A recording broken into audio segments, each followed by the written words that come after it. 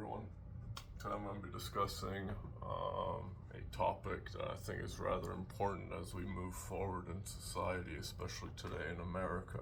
And that is regarding the safety of African Americans. Where do you see the safest places for African Americans are currently located in the United States at this very present moment? Well, for one, you would see the highest safety rates amongst higher crime areas, places like Chicago or places like Compton. In terms of white on black police shootings and so forth and all of these things, because guess what, in these very high crime areas you have the least amount of white cops that present themselves there. Now you might say, why am I saying this? Why are you trying to say that blacks or African Americans should go to these high crime areas? Well, for one, their communities feel safer amongst each other, but I'm going to point out one very particular fact right here and right now.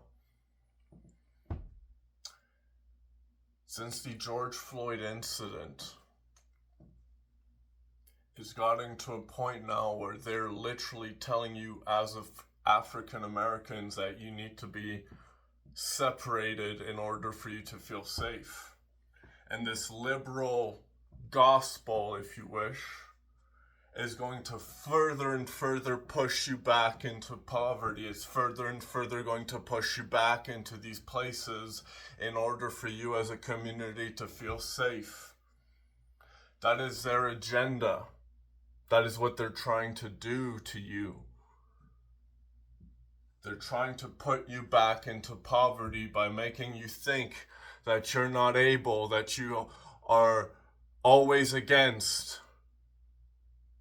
They're trying to make you think the only way you can survive is to end in places, in those lower vibrational places of being.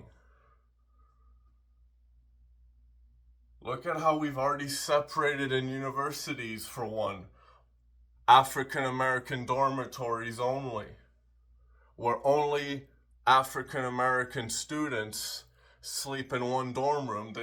It's not like that for anybody else. They've already separated where you want to sleep, and soon enough we're going to separate. That's their agenda. And if you want to find the message behind what great men like Charlie Kirk were trying to tell you, is you can accomplish, you can pursue anything you want in life. It's not about the color of your skin that dictates anything. It's about your want to succeed. And how easily will you be pushed backwards into a state where all of a sudden you're no longer given the same opportunity anymore. We're literally segregating African Americans in today's America. And where are they ending up more and more now to feel safer? Let me ask you, if you're watching from Compton or Chicago, would you not say that you currently feel the safest in terms of crime against from a white? Are you more afraid of a white police officer attacking you at this particular moment? And now look at the ICE agents and how we're creating a civil war, where it's literally we're trying to say, if you are of a different color. And I have to say, no more of that. If you want the world to be a better place, we need to learn to share it.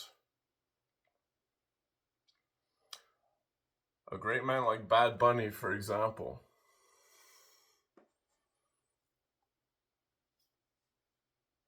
brought a whole South American viewership to America's game. America's game, which now has already been played in places like England. That's not America, but guess what? They're playing football games in England. And now we've just broadcasted to South America to give them a new sport, that which they can love, just as us Americans. And for those that see Bad Bunny playing a tremendous historical masterpiece of a show, for him to do that, he literally brings in tourism to his country, his little island. He literally brings in tourism to watch his shows. He's created a huge level of revenue for his people. All of a sudden, the Puerto Rican islands, they were growing. It's literally growing in economy because of Bad Bunny. And now you've just broadcasted America's sport to all of South America, giving us one common thing we do like to see. Forget MMA for a second. This is America's game, American football. And by marketing Bad Bunny, American football began the spread of American values. Which teams to cheer for, cities you like. It doesn't matter if you're black, Hispanic, Asian, white. We all love one common thing, and that is America's sport. No matter where we come from, we like American sports. The American sport. And we can all agree.